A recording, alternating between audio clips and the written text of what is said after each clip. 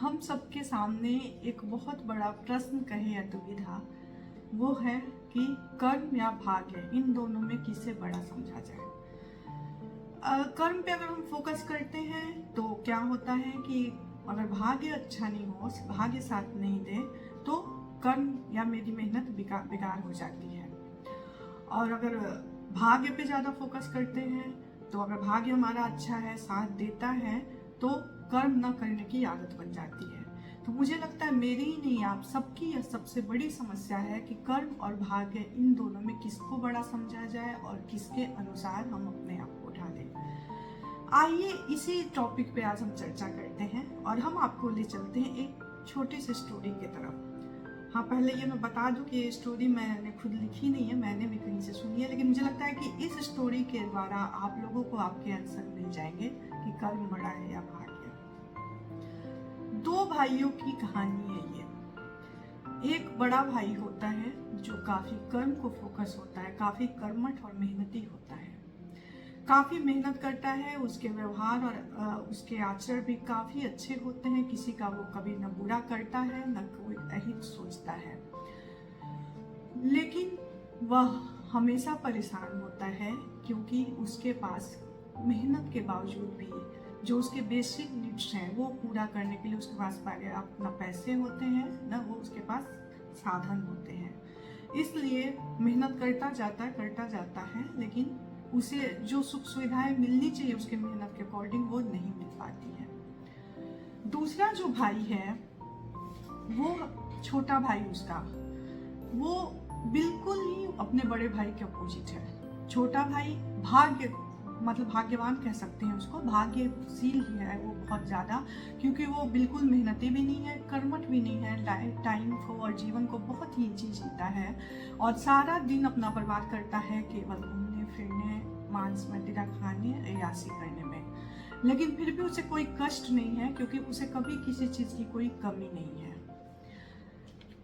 होता यह है कि एक दिन जब बड़ा भाई दिन भर के काम और मेहनत के बाद घर लौट रहा होता है शाम में, तो रास्ते में वो ध्यान नहीं देता और एक कांच का बड़ा टुकड़ा उसके पैरों में लग जाता है और बहुत ही डीप कट हो जाता है। वो जल्दी जाता है हॉस्पिटल और अपना जो भी वो टाँके वाके दिलवा के बैंडेज कराता है और उसके बाद बहुत उदास मन से घर आके सोच ही रहा होता है कि आखिर भगवान का न्याय क्या है।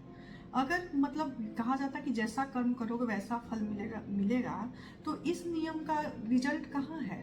कहाँ मैं इतना मेहनत करता हूँ लेकिन अभी भी मुझे जो है मैं परेशान रहता हूँ, अपने बच्चों की, अपनी फैमिली की पूरी नीड्स भी मैं बेसिक नीड्स भी पूरी नहीं कर पा रहा हूँ। उसी समय छोटा भाई सुनकर कि बड़े भाई को चोट लगी है, जो जख्म में काफी गहरा है, वो सुन के वो आता है बड़े भाई के पास मिलने, रास्ते आ रहा होता है भी घर के तरफ। तब तक रास्ते में क्या होता है कि उससे क्या मिलता है, हीरो का हार। वो काफी खुश होता है कि उसे, मैं तो अपने भाई से मिलने जा रहा था और मुझे ये हीरो का हार मिला, कितना कॉस्टली होगा ये।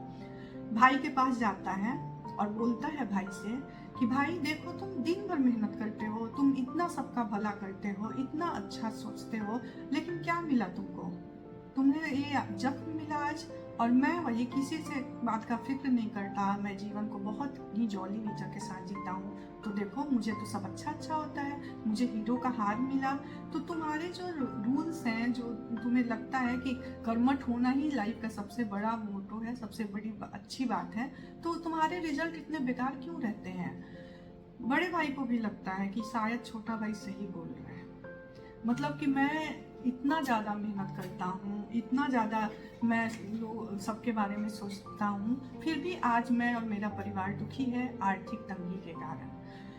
तब छोटे भाई ये सलाह देता है कि पास के गांव में एक बहुत अच्छे बड़े ज्योतिष महात्मा आए हुए हैं, चलो अपनी कुंडली दिखाओ उन्हें, आखिर तुम्हारी कुंडली में समस्या क्या है। दोनों अपनी अपनी कुंडली लेकर जाते हैं अपने उस महात्मा के पास। कुंडली लेकर जैसे ही ज्योतिष महात्मा के पास वो पहुंचते हैं, जो बड़े भाई की कुंडली है वो देखते, आप सोचिए क्या रिएक्शन हुआ होगा महात्मा जी का। महात्मा जी कुंडली देखते ही बोलते, हटाओ इसे, इतना बेकार कुंडली किसका लेकर आए हो?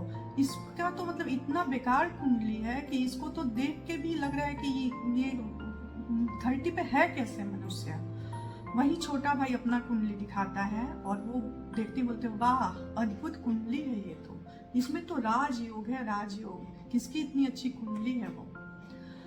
तब दोनों भाई अपनी समस्या बताते हैं। बड़ा भाई बोलता है कि महात्मा जी जो खराब कुंडली है वो किसी और की नहीं मेरी है, और अपनी पूरी स्टोरी वो बताता है कि मैं बहुत मेहनत करता हूँ लेकिन फिर भी मैं हमेशा परेशान रहता हूँ। आज की ही घटना देखिए, मेरे पैर में कट लग गया क्योंकि मैं जब लौट रहा था तो मेरे अच्छे कर्म का प्रभाव किधर है, फिर वो ईश्वर किधर है जो न्याय करते हैं।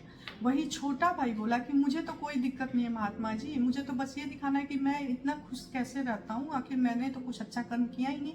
और यही बात बड़े भाई को समझा रहा हूँ कि अब बंद करो ज्यादा परेशान होना।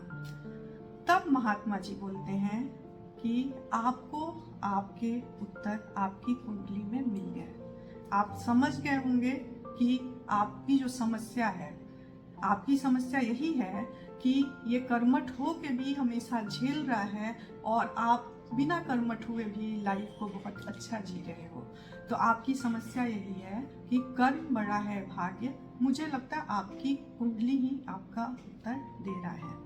मतलब बड़े भाई की कुंडली में क्या था, आज मृत्यु योग था, लेकिन उसके अच्छे कर्म ने उस मृत्यु योग को क्या किया, एक जख्म में बदलकर उसके मृत्यु जैसे महाकाल जो बोला जाता है, अकाल मृत्यु, उसको टाल दिया। सोचिए, ये इनके अच्छे कर्म का प्रभाव था।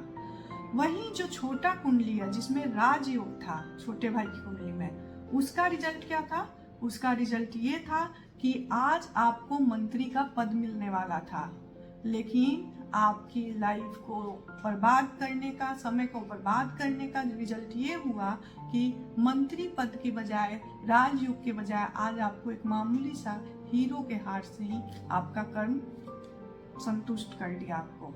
तो इसलिए उम्मीद है कि आप दोनों को इसका आंसर मिल गया होगा कि कर्म जैसा करोगे फल वैसा मिलेगा। तो ये स्टोरी उम्मीद है कि आप सबको भी इसका आंसर मिला होगा। तो आप गेस कीजिए कि मेरा उत्तर क्या होगा इसमें।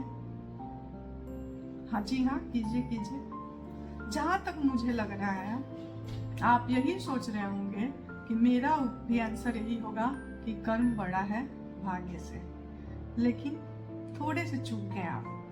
क्यों? क्योंकि जैसे मेरा हर आंसर थोड़ा डिफरेंट होता है, आज का आंसर भी थोड़ा डिफरेंट है। जी हाँ, मेरा उत्तर यही है कि कर्म और भाग्य इक्वली इम्पोर्टेंट है लाइफ में। जी हाँ, बिल्कुल, जितना इम्पोर्टेंट हमारा कर्म है उतना इम्पोर्टेंट हमारा भाग्य है। अब पूछिए क्यों? इसलिए क्योंकि अगर हम कर्म बहुत अच्छा करेंगे तो हम अपने भाग्य को अपने आप अपग्रेड करेंगे। अगर थोड़ी ऊंच नीच होगी भी हमारी किस्मत में तो हमारे अच्छे कर्म का परिणाम होगा कि अंत भला तो सब भला, मतलब भाग्य अपने आप सुधर जाएगा। वहीं भाग्य अगर हमारा साथ दे दे और हम कर्मठ भी हो तो सोचिए कितना सुंदर आपका जो भविष्य है आपके सामने वो कितना सुंदर दिखाई देगा। मतलब कि आप बुरे कर्मों के तरफ अपने को दूर पाएंगे। बुरे कर्मों से आपका अपने आप ध्यान हटके अच्छे कर्मों में चला जाएगा, अच्छे भाग्य से।